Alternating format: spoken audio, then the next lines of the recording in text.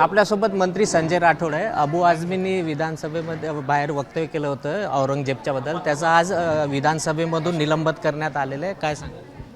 नक्कीच निलंबनाची मागणी आमचे मुख्य नेते सन्माननीय एकनाथरावजी शिंदे साहेबांनी सभागृहामध्ये बोलून दाखवली होती आणि निलंबन कालच करायला पाहिजे होतं, कारण अतिशय चुकीचं निराधार आणि म्हणजे खरं तर कोणत्या शब्दामध्ये अबू आझमीचा निषेध करायचा हे शब्द मला सुचत नाही।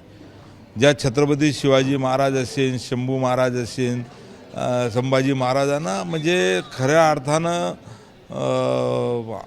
त्यांचं नाव घेतल्याबरोबर अंगावरचे काटे उभे होतात आणि अबू आझमीने ज्या पद्धतीनं औरंगजेबाचा उल्लेख केला हे निषेधार्थ आहे आणि त्यांच्यावर गुन्हेही दाखल झाले पाहिजे, निलंबनही झालं पाहिजे आणि त्याच्यापेक्षाही कठोर शिक्षा त्यांच्यावर झाली पाहिजे।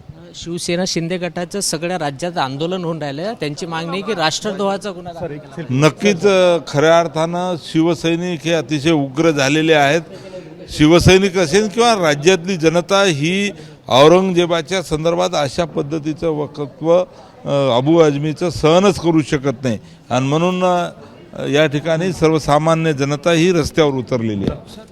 तर हे होते मंत्री संजय राठोड। कॅमेरामॅन अमोल देशमुखचा प्रणय निर्माण, एबीपी माझा, अमरावती। एबीपी माझा, उघडा डोळे बघा नीट।